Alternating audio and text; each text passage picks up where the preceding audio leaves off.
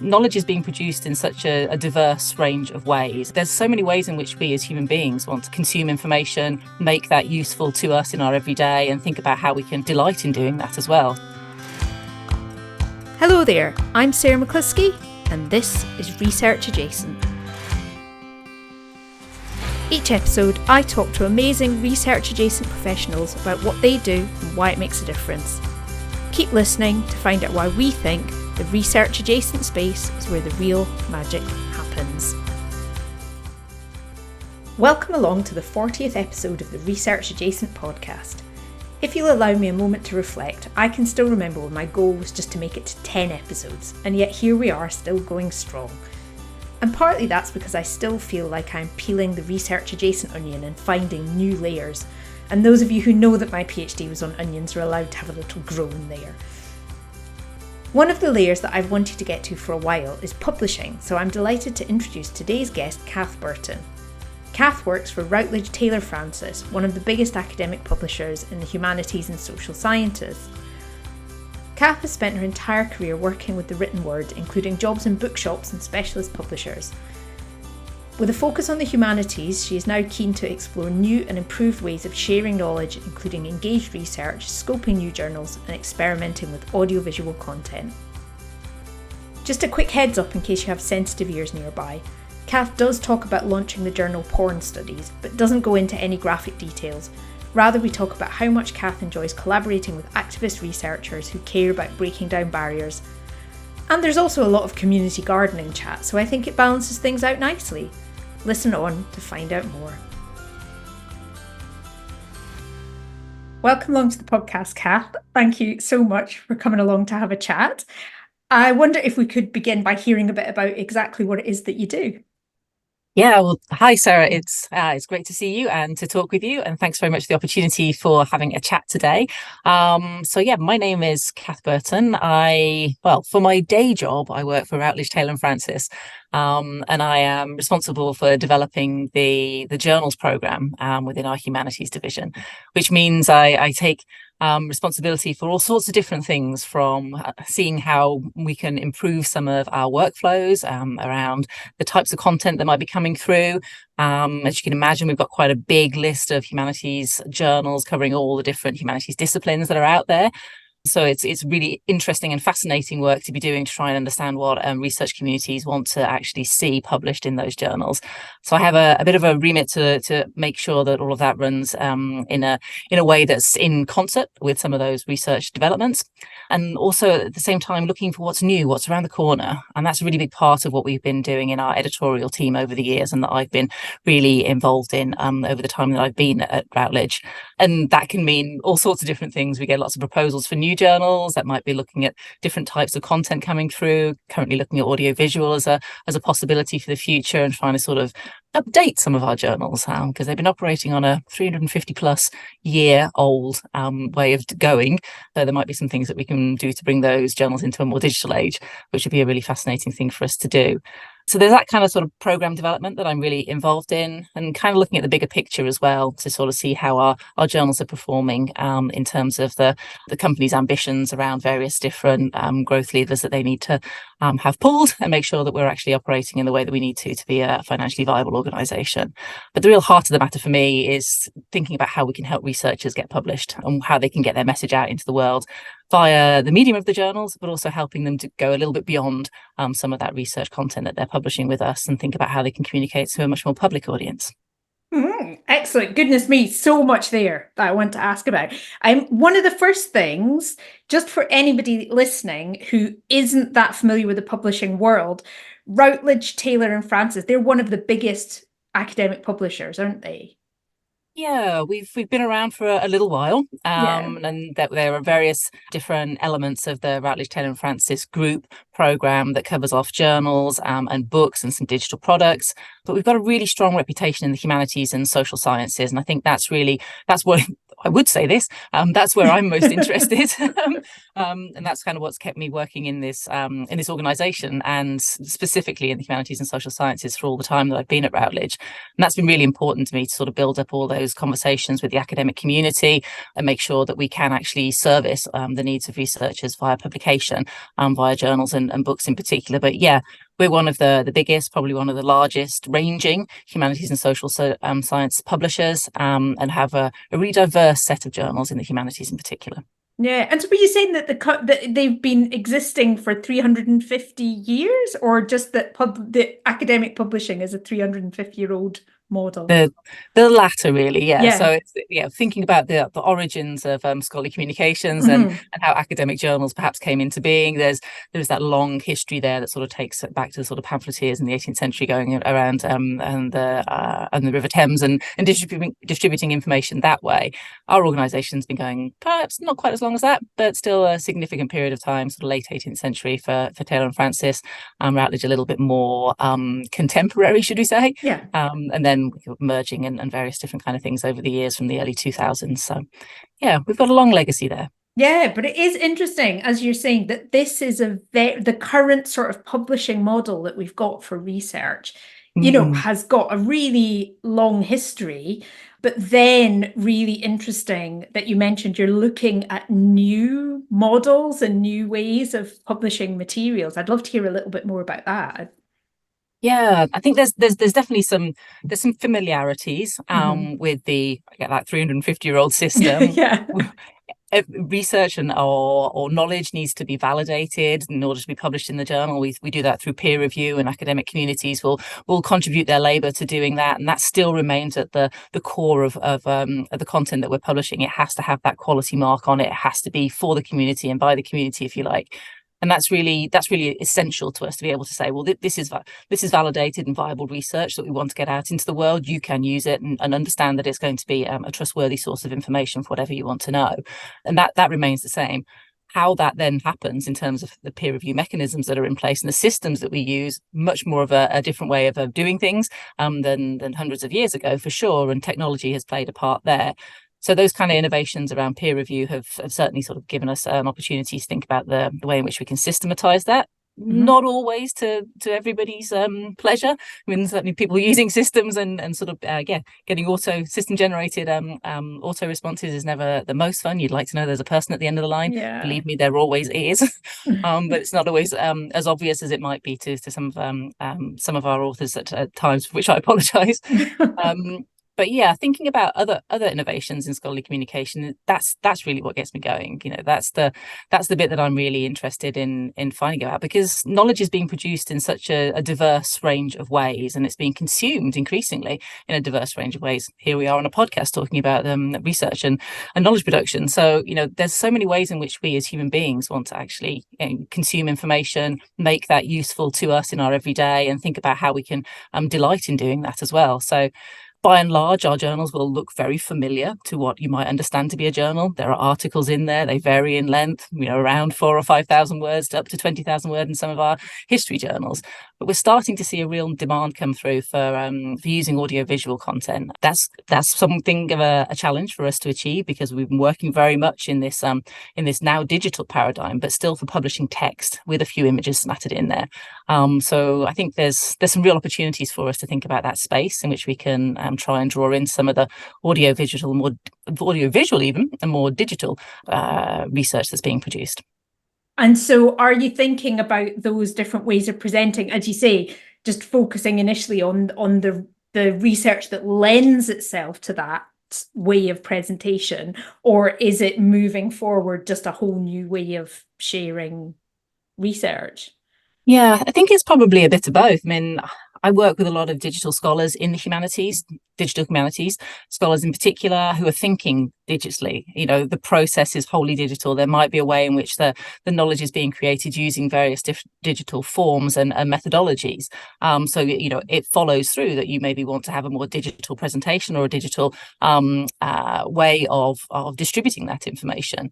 But yeah, we're also kind of seeing a need being expressed for I guess the best way to sort of describe this is to think about smaller pieces. That's those syntheses of research that maybe will find their way out to a broader audience. So is there a role for academic publishers like Routledge to think about what we can do to pull that through line from the original idea, the project and the research that's being done through to the final output that gets published in our journal articles, and then spin off some kind of wonderful podcast episode or a small video that could potentially go on YouTube or onto some of the kind of social media. Does that then help researchers get a broader reach for what they're trying to achieve with the knowledge that they're creating? Does that then sort of flow into all kinds of different research evaluation systems? Does that help you with your career? Do you make the difference in the world by getting your message out via that medium? And I think those are the big sort of questions that we wrangle with on a fairly regular basis. But it's not just because the technology is there that we want to do this. There's a real demand coming from research communities at the moment, especially in humanities. And it's interesting that it's really interesting to hear that you're looking at that from a publishing angle as well, because a lot of the work that I do freelance and that I've done previously when I was employed in universities was around that sort of thing, but from the university side of things. So I'm helping them to create resources, materials, whatever it was, that helped to share the research in a way that was accessible to whichever audience they were trying to reach. Yeah, and it's a real skill, isn't it? I'm not sure anybody's totally cracked it yet, and certainly it would be a real skill for higher education institutions in the UK to crack that, and maybe that's what's happening. I mean, there are certainly organisations that are sort of somewhat adjacent to the publishing world who are doing that. I think there's a group called Audemic who are creating shorter videos or audio pieces rather from longer research publications.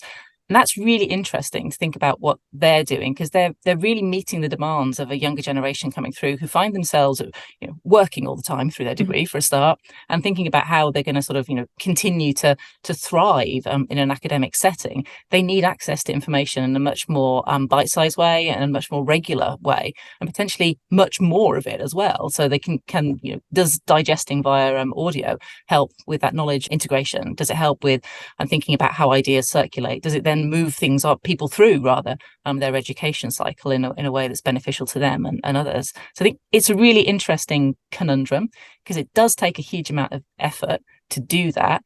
There are all kinds of technological things and permissions things that need to be taken into account, and not everybody wants to create in that way. I still work, as much as I'm interested in digital humanities, I still work with a lot of people who are really very analog in their way, in their thinking and in their doing.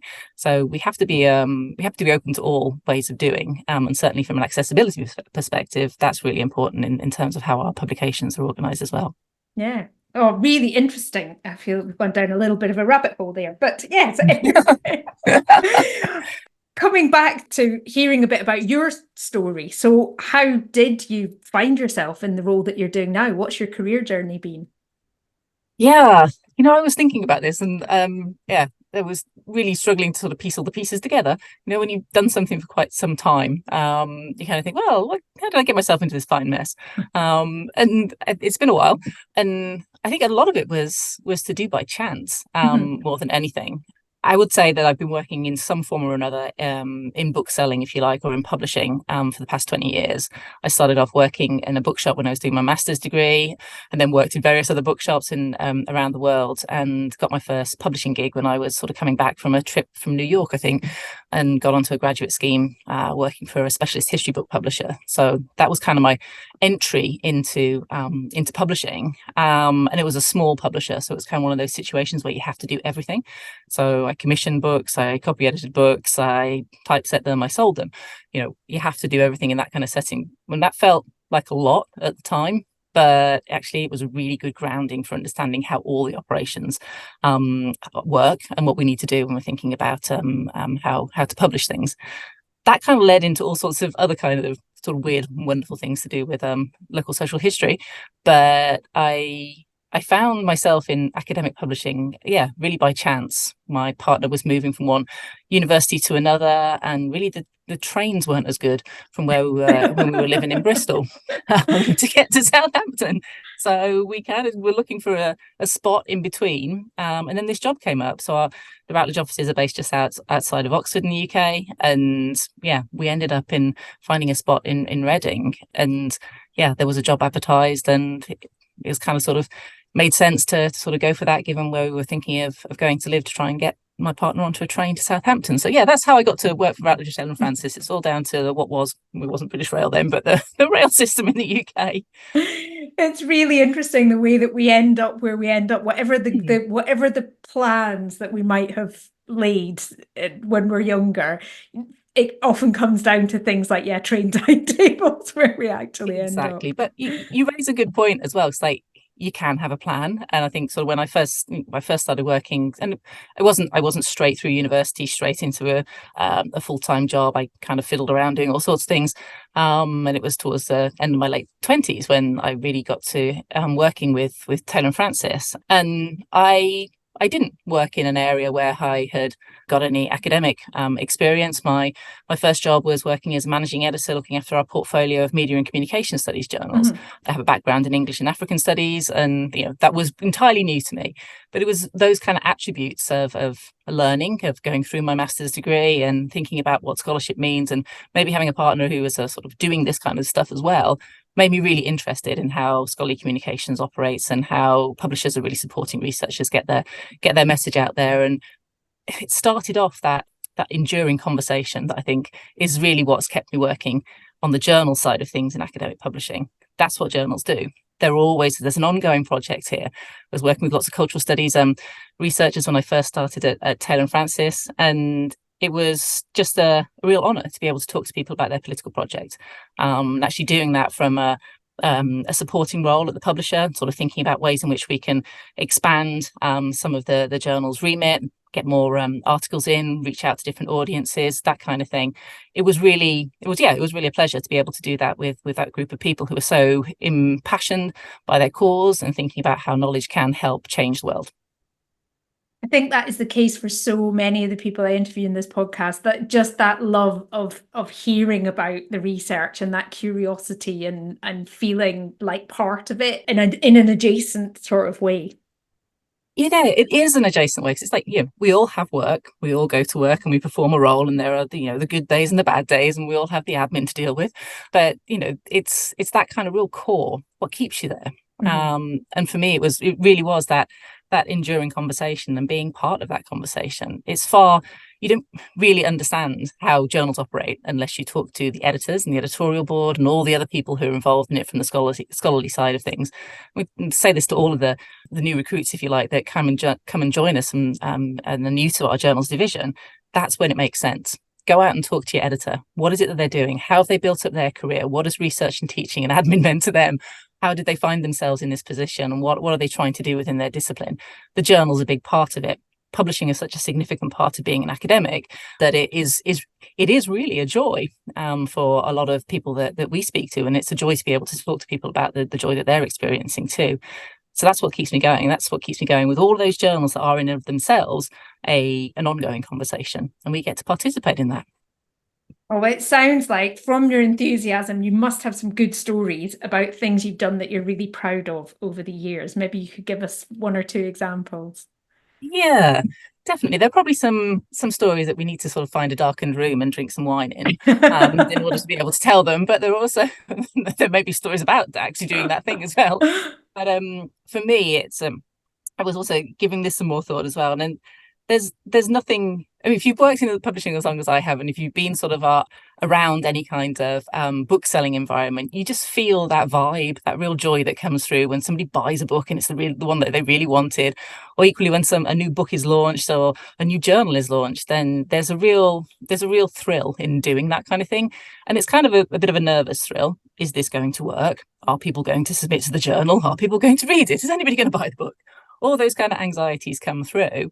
But I think it's that thrill of knowing that you've put all of the pieces together in order to make that moment happen, that moment of the launch happen, and then just be there to sort of nurture that thing that you've launched into the world, the journal in my case, and bring that to fruition. So it's really around launching new journals, and we don't just launch them for the sake of it. There are lots of different considerations that we put into play, but the primary one is that it's going to be doing a service to a specific research community. And for me, there have been some real high points in launching new journals. I think working within media and communication has been a real opportunity to engage with people who are really finding ways to use various different media to get their message out there. So it kind of goes back to what we were talking about before in terms of the different formats and forms of knowledge and how that gets disseminated. But thinking also about some of those activist scholars, talking about the cultural studies project in particular. There have been some really, really great things that we've been able to do in terms of launching new journals in that subject area. I launched a journal on porn studies, and that was something that is coming up for its 10th year anniversary. And at the time, this was obviously something that we needed to give a great deal of thought to. And what was the purpose of this? Why would we want to launch something on this topic? What are the sensitivities around this subject area that we need to take care of? How do we need to be a responsible publisher? But it was hugely important to start that journal, not least because it brings that topic to the fore and gives us an opportunity to really interrogate something that is pernicious in our society that we don't necessarily want to talk about because there's a taboo around it. But also to work with a brilliant set of women who were at the time not only wanting to develop scholarship around pornography, but really campaigning for all sorts of different aspects of responsibility in terms of the way in which porn is distributed and what can and can't happen rightly or wrongly with that kind of content. So the journal, in a way, was a way to get that scholarly dialogue going, but also very much to bring that scholarly advocacy for a specific subject into a broader context and to give it that viability and visibility in terms of doing some good in the world. I can see why that is a subject that would feel really satisfying to feel that you've done something to open up that conversation, because as you say, it can be seen as such a taboo, and especially in quite a conservative world like the academic publishing world, I imagine at times that felt like quite a risk to take. It was yeah definitely. But it's those sorts of things that when you take a risk and it pays off that I think often feel the most satisfying, don't they? Definitely. So, we did all of the due diligence that you have to do when you're starting a journal. We go to the academic community and make sure that there's going to be a place for this type of publication.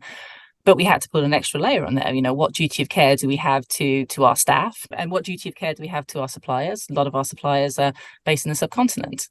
So we need to be very mindful of some of the cultural contexts in which we might be asking people to work on a title like this. And then there are the obvious things around sort of censorship and other kinds of issues to do with the legal side of things. So, happy to say that those things don't tend to raise themselves very often, if at all, and it's rather more mundane things that do. But it was hugely important for us to go through that whole process before we launched this on the world, which was kind of like atomizing how you start a new journal or how you think about the ways in which publications are conceived. Because before we would have had a blueprint that we worked to, and now we had to really think about what the purpose of this journal was going to be, who's going to be involved in it, how is it going to endure, what kind of measures do we need to put around any kind of comms and any kind of sort of response we might get from launching this journal. So it was a really good exercise in evaluating what we actually do when we evaluate starting a new journal. So it was but it paid off. You're right. Yeah. Oh, good. Well, you've touched on there some of the challenges around getting that specific journal out into the world.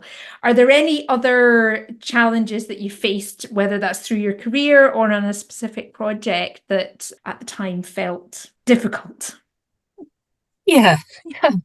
I think having worked in academic journals for quite some time now, it's always quite interesting to be part of those ongoing conversations, as I was saying. But there's also the bit of like, well, how much more can we do? Is it possible to keep things going? Should we keep things going? So I think actually sort of finding those bright spots sometimes when there is something that's being serialized can be quite challenging, and looking for the new can be very inspiring and quite energizing. But at the same time, we are still dealing with a very stable way of producing content and getting it out there. So actually sort of butting up against getting new things into the system is fairly challenging, and I would say that's probably the most difficult side of things. We've obviously had pressures coming down on us as an industry, so things like open access mandates have really changed the way in which we do things. So even though there was a well-oiled machine that got articles out and that whole kind of economy was set through subscriptions and to universities, what transformed sort of 10 years ago was really a whole different modus operandi for making that content available to a scholarly audience, and that's changed things in a lot of different ways I don't think are always seen. So sure, there's that kind of sort of switch around in terms of the way in which articles are being published. We have fees for doing that in certain areas, and there are different deals that are now being put in place to facilitate that. But actually, at the same time, that's meant a whole upheaval in our workflows. It's meant a whole range of different skills that people have had to sort of adopt. It means that people have had to think about the way in which they're negotiating those relationships with editors even. So thinking about all of that in terms of the rights and the permissions and copyrights that authors have as well has just changed the whole sort of landscape quite dramatically, and have been, I think, quite a significant upheaval and a challenge for everybody that's working in academic publishing to handle. And does that feel like it's something which it's all figured out now, or is it still, your face tells me that it's still a work in progress? Yes, it's all fine. No, and I think there are real challenges with, like, I think there's a real interest in wanting to publish openly, and all of those practicalities and incentives of so doing are really, people are getting to grips with that for sure. Why wouldn't you want to have the broadest possible access to your content or your ideas and share them around? The actual mechanisms of making that happen are really quite difficult to wrangle, and it's really hard. Why would you, if you're a researcher, need to sort of go through all of that kind of thinking in order to get your work out there? It was like, this is just another level of burden. I don't know that publishers are making it, if I can be brutally honest, and I don't know whether I needed to sanction this with my employers, but anyway, I'll say it. But I'm not sure that publishers are making it very easy always for authors, and I think that's where we're really trying to strive to get that balance right. There's a real disconnect between the will to want to publish on an open access basis and the practical steps in being able to do so. You might not have the article publishing fee. You might not have the right kind of sort of mechanism in your institution for making this happen. Those kind of things they feel like sort of really clumsy barriers to participation that we haven't quite got right yet. Yeah, I think sometimes there's certainly criticisms leveled at it as well, that, what happens if you don't have the fee, and what happens if, it just, that in some ways it's entrenching other kinds of inequalities. But it's, a very difficult problem. Anything in any sort of major change in a big organization is like turning a tanker, isn't it? It's like little tiny bits. Yes, little tiny bits. I think there's always more to do. So I think that's definitely fair. And we're getting the message out there, and the message is changing all the time. So in the UK, we've had specific mandates as there have been in Europe. We're seeing different things happening in the US now, where there may or may not be different variances around open access mandates that are emerging from the federal government. So we'll get to see how that makes an impact on the way in which our publications operate, and how we can engage others in that more open conversation. I would say from a humanities and social science perspective that, there is a pathway. Talk to us some more. Think about that ongoing conversation, that your journal is sort of always going through some kind of evolution. There is a way. And I think there's, going back to what we were talking about in terms of systems, there will usually be a person. They might be more difficult to find these days than before, but there typically is a person. I'm more than happy to talk to people about anything. And I think that's one of the things that I've always sort of put first in this work that I do for in scholarly communications, is really about sort of making those connections and trying to talk to people and taking that next step and being open about what might or might not be possible, because you never really know where things are going to go. And I'm sure people would say that about any industry, but I think ever more so working with researchers, you need to have that open-mindedness and curiosity and sort of radical empathy for what might be possible, and think about where we might be able to sort of shape ideas and take them forward.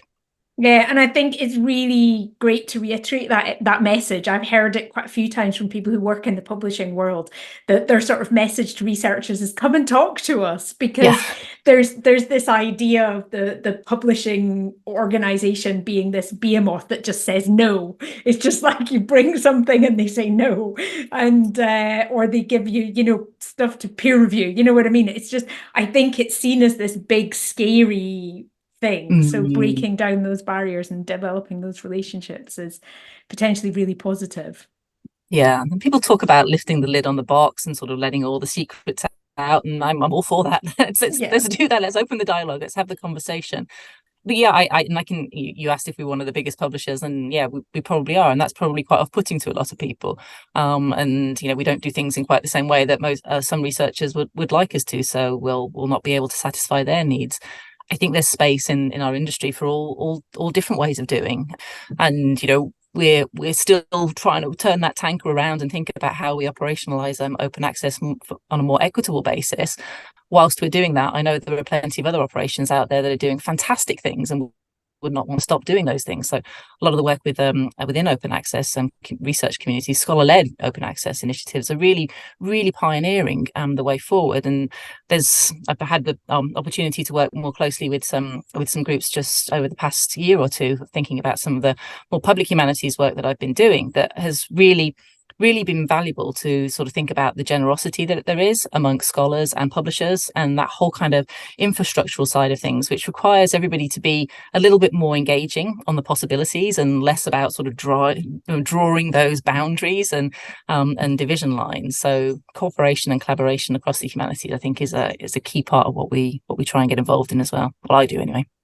So with all of my guests, I do like them to ask them that if they had a magic wand, what would they change about the world that they work in? So what would you like to do with your magic wand?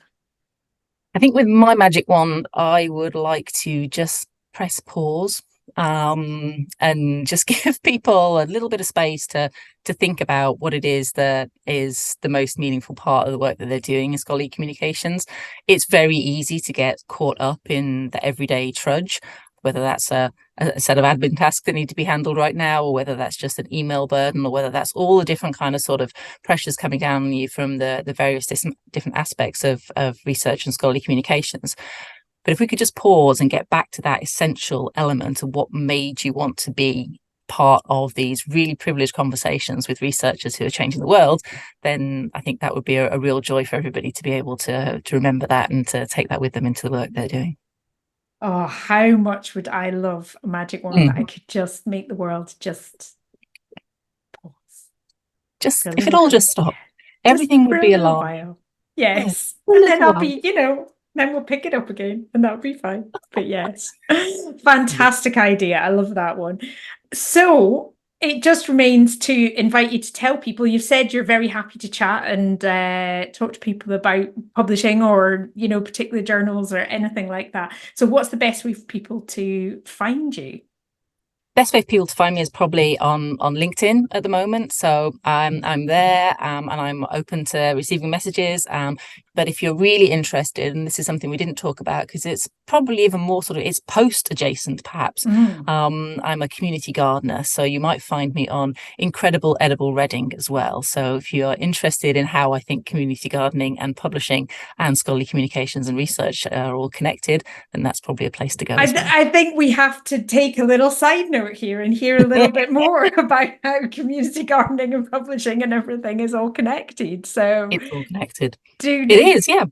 I mean, there are some sort of Well, I've been a gardener all my life. My granddad was a tenant farmer, and I really love growing vegetables. Always have done. During the pandemic, I joined an organisation in Reading called Food for Families, and we had a project called Veg for Reading. We were growing fruit and veg in a central location in town to try and distribute to families in need during various lockdowns. I kind of got involved in that and still am involved in that a few years down the line because it's a brilliant way to make connections within your community. One of the things that we weren't able to do during the pandemic was get out and see people.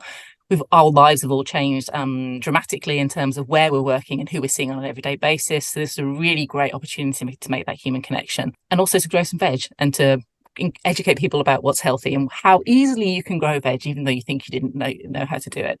We were growing in a space that was right in the centre of town, surrounded by a ring road and in the most incongruous setting, but we managed to grow a ton of veg in that year.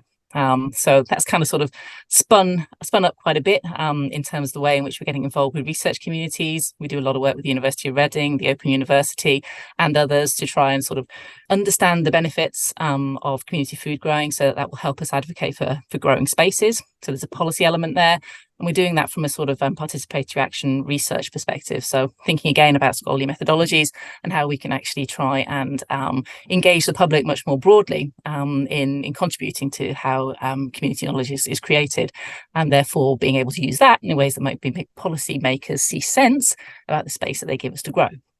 So that's kind of how it's all involved. It's all incredible. Fantastic. Oh, well, yeah, we'll definitely get a link for that and put it in the show notes. I almost feel like that could be a whole separate podcast episode. It could be. We talk about this a lot, but there's lots of stuff. We've had the privilege of working on a couple of research projects this past year or two, which has been fascinating to sort of see things from the other side as well. Fantastic. Oh, well, I think that's a lovely place to end our conversation. Thank you so much for coming along to have a chat, and our first official publishing guest. So thank you for that as well. Well, thank you. The pleasure's all mine, Sarah.